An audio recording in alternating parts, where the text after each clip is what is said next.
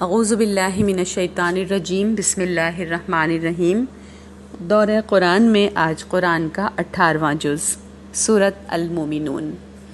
آیت نمبر 1 سے آیت نمبر 11 میں مومنوں کی خصوصیات جو اپنے باپ آدم علیہ السلام کی گمشدہ جنت کے وارث بنیں گے، اس میں ان کی ان صفات کا، ان کردار کا ذکر ہے کہ جس سے آراستہ ہو کر جنت فردوس کا وارث بنا جا سکتا ہے۔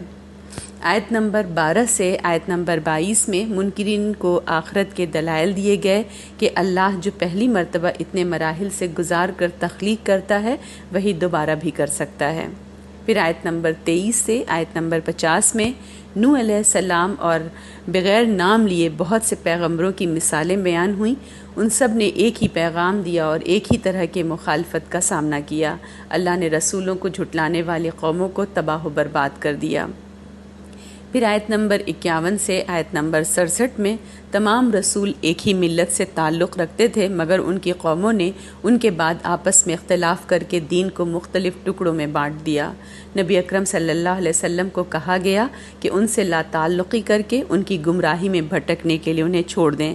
اس کے بعد پھر شروع کی طرح نیک لوگوں کی خصوصیات کا ذکر کیا گیا کہ بے شک جو لوگ اپنے رب کی خشیت سے ہر وقت لرزاں ہیں، اور وہ لوگ جو اپنے رب کی آیات پر ایمان لاتے ہیں اور وہ اپنے رب کا کسی کو شریک نہیں ٹھہراتے، اور وہ لوگ جو دیتے ہیں، جو کچھ دیتے ہیں اس طرح دیتے ہیں کہ ان کے دل ڈرتے ہوئے ہوتے ہیں کہ انہیں اپنے رب کی طرف پلٹنا ہے، یہ لوگ ہیں بھلائیوں کی راہ میں سبقت کر رہے ہیں اور وہ ان کو پا کر رہیں گے۔ اے اللہ ہمیں بھی ان صفات سے مکمل طور پر آراستہ فرما دے۔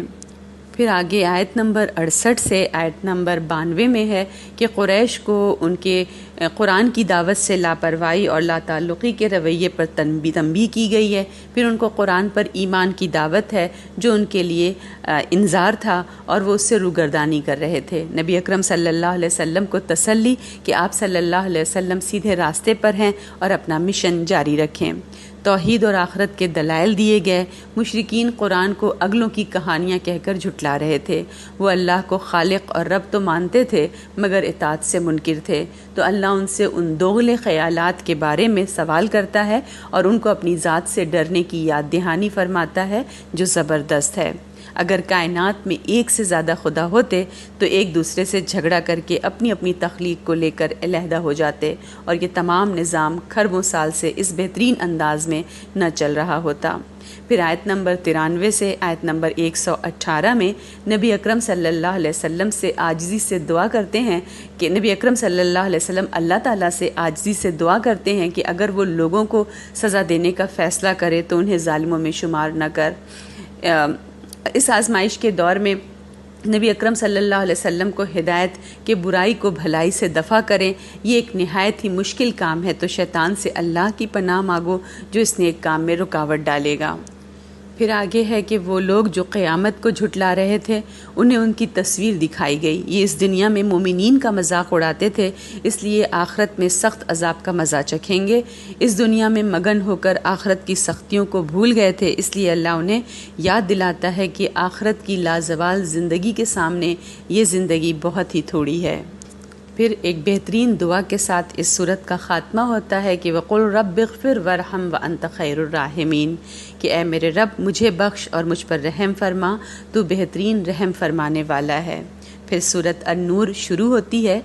آیت نمبر 1 سے آیت نمبر 10 میں اس سورہ کے احکام مسلمانوں پر ایک امت کی حیثیت سے فرض کر درجہ رکھتے ہیں۔ زنا اور زنا کا بہتان لگانے کی سزاؤں کا بیان ہے، اور اس کے بعد لعان کا قانون۔ تفصیل کے لیے تو پھر تفسیر میں دیکھنا پڑے گا۔ اللہ ان سخت سزاؤں کو اپنی رحمت قرار دیتا ہے اس لیے کہ یہ معاشرے کے تزکیے اور پاکیزگی کا باعث بنتی ہیں۔ ان شدید سزاؤں کی وجہ یہ ہے کہ زنا ایک فیملی یا خاندان کی تباہی کا باعث بنتا ہے جو کہ معاشرے کی ابتدائی اور بنیادی اکائی یعنی یونٹ ہے۔ ان غیر قانونی تعلقات کی وجہ سے سب سے زیادہ نقصان عورتوں کا ہوتا ہے۔ ان کی عزت اور عفت پر داؤ پر لگ جاتی ہے، اور ان میں سے اگر کوئی حاملہ ہو جائے تو بچے کی ذمہ داری اس اکیلی پر آ جاتی ہے اور مرد تمام ذمہ داریوں سے آزاد رہتا ہے۔ دوسرے، اس سنگین گناہ کا بار ان بچوں پر آتا ہے جو ان تعلقات سے پیدا ہوتے ہیں۔ ہر بچے کا یہ فطری، قانونی اور شرعی حق ہے کہ وہ دونوں والدین کی زیر نگرانی محبت سے پرورش پائے۔ جو اس کو دنیا میں لانے کا باعث بنے ہیں۔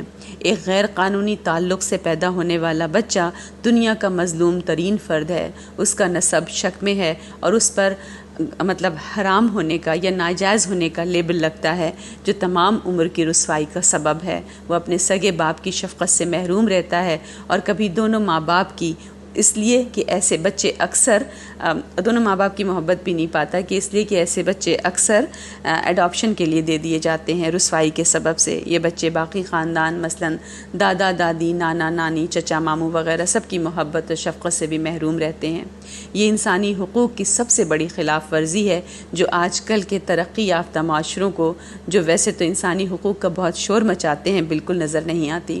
اس طرح کے بچے اکثر نفسیاتی طور پر مستحکم شخصیت نہیں رکھتے، اور اگر معاشرے میں ایسے بچوں کی تعداد میں اضافہ ہو تو وہ معاشرہ تنزل اور تباہی کی طرف چلا جاتا ہے۔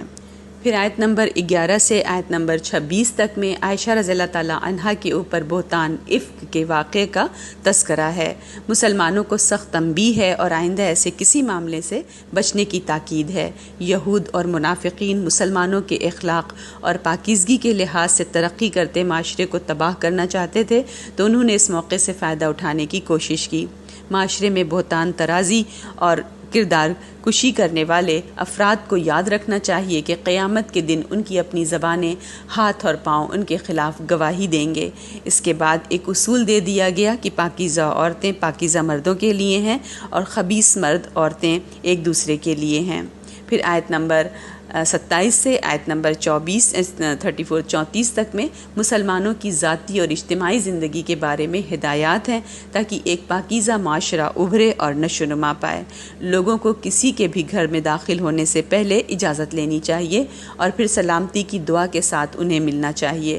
اگر اجازت نہ ملے تو بغیر دل برا کیے واپس آ جانا چاہیے۔ مردوں اور عورتوں دونوں کو نگاہیں نیچی رکھنے اور اپنے عفت اور عصمت کی حفاظت کا حکم ہے۔ پھر عورتوں کو حکم کی کس طرح اپنی شرم و حیا کا خیال کریں غیر محرموں کے سامنے جب وہ گھروں میں آئیں۔ ان کو محرموں کے سامنے زیب و زینت کی نمائش کی اجازت ہے اور ان کی لسٹ اللہ نے پھر بتا بھی دی ہے۔ پھر نکاح کی حوصلہ افزائی ہے، غلاموں کی آزادی کے سلسلے میں کچھ ہدایات ہیں، اور لوگوں کو حکم کی اپنی لوڈیوں کو بدکاری پر مجبور نہ کریں، اور اللہ کی رحمت ملاحظہ ہو کے فرمایا کہ اگر وہ مجبور کی گئیں تو اللہ معاف کرنے والا ہے، اس لیے کہ ان کے پاس کوئی اختیار نہ تھا کہ بچ سکیں۔ پھر آیت نمبر 35 سے آیت نمبر 40 میں ہدایت اور ایمان کو نور یعنی روشنی سے تعبیر کیا گیا، اور جہالت اور کفر کو اندھیروں سے۔